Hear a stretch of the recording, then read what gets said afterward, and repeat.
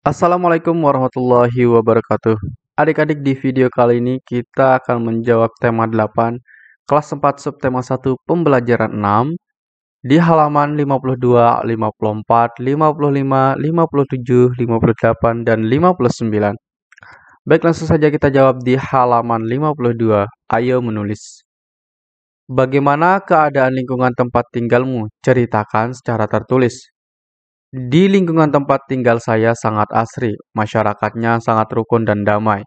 Salah satu yang menjadi masalah di lingkungan ini adalah sampah yang menumpuk berhari-hari di tong sampah. Karena para petugas yang malas membiarkan sehingga sampah yang menumpuk tidak tertampung lagi. Hal ini akan berakibat menimbulkan bau busuk yang tak sedap, akan memengaruhi pencemaran udara. Oke, baik, ini hanya contoh saja yang ada di lingkungan saya ya. Karena di lingkungan saya itu banyak terjadi masalah pembuangan sampah pada sembarang tempat sehingga itu menimbulkan selain menimbulkan bau busuk juga menimbulkan lingkungan yang asri menjadi tampak tidak asri.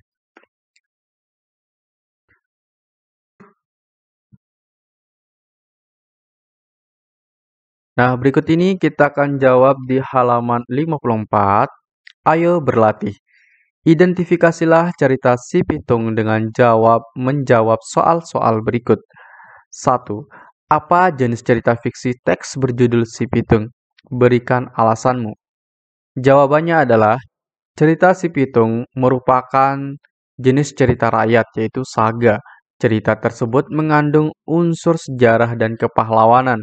Dalam cerita, tokoh Si Pitung dianggap sebagai sosok pahlawan karena melawan Babah Liem dan pemerintah Belanda untuk membela rakyat jelata.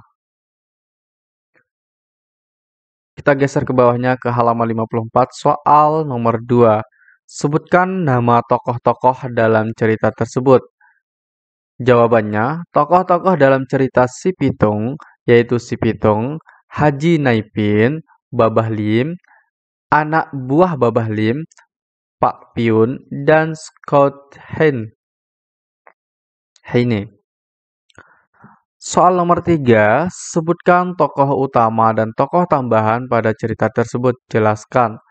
Tokoh utama dalam cerita Si Pitung adalah Si Pitung.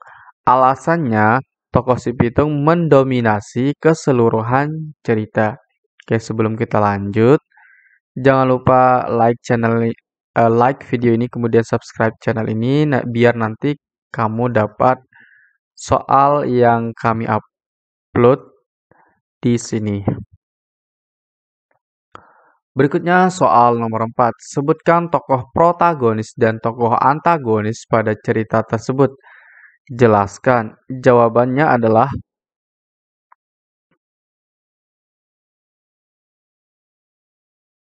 Oke, di sini ditanya hanya tentang tokoh protagonis dan tokoh antagonis. Berarti di sini kita perlu perbaiki dulu jawabannya.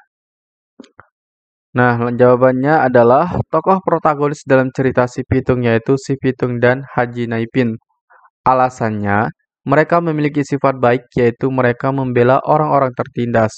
Tokoh antagonisnya yaitu Babah Lim, anak buah Babah Lim dan Scott Heine.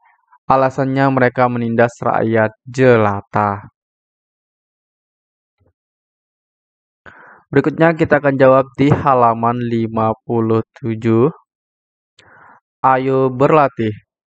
Tentu kamu sudah memahami tentang tempo dan tinggi rendah nada. Sekarang identifikasilah lagu Kicir-Kicir tersebut. Bagaimana tempo lagu Kicir-Kicir? Lagu Kicir-Kicir dinyanyikan dengan tempo sedang. Soal nomor 2 di halaman 58. Amatilah notasi angka lagu Kicir-Kicir. Sebutkan suku kata atau kata yang dinyanyikan dengan nada tinggi.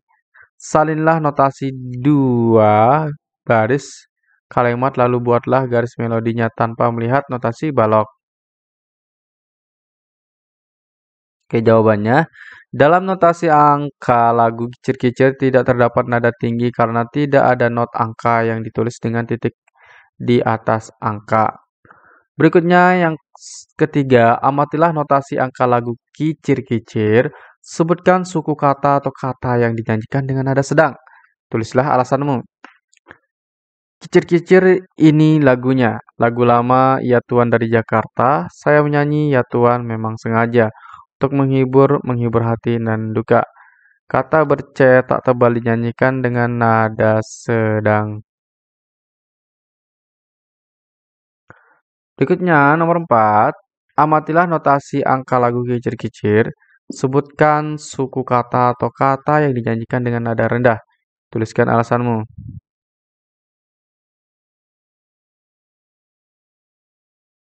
Ini merupakan lagu yang dinyanyikan dengan nada rendah. Berikutnya di halaman 59, kita akan menjawab ayo renungkan. Di sini ada dua soal yang perlu kita jawab, tetapi tidak mungkin kita jawab di sini karena nanti jawabannya tidak muat untuk kita tulis di sini. Maka saya sudah sediakan di halaman yang saya buat. Nah, ini merupakan kunci jawaban di halaman 59. Ayo renungkan, apa kamu telah memahami materi pada pembelajaran hari ini? Hari ini saya telah belajar tentang tokoh-tokoh pada teks cerita fiksi, tokoh utama, tokoh tambahan, serta tempo lagu. Bagaimana caramu melestarikan cerita rakyat dan lagu daerah di lingkungan tempat tinggalmu? Cara melestarikan cerita rakyat salah satunya adalah dengan membaca buku-buku cerita rakyat, sedangkan cara melestarikan lagu daerah adalah dengan menyanyikannya pada kegiatan-kegiatan di lingkungan sekitar, misalnya pada saat peringatan Hari Proklamasi. Nah, baik itu saja untuk kunci jawaban pada pembelajaran 6 kali ini. Semoga bermanfaat. Sekian, Assalamualaikum warahmatullahi wabarakatuh.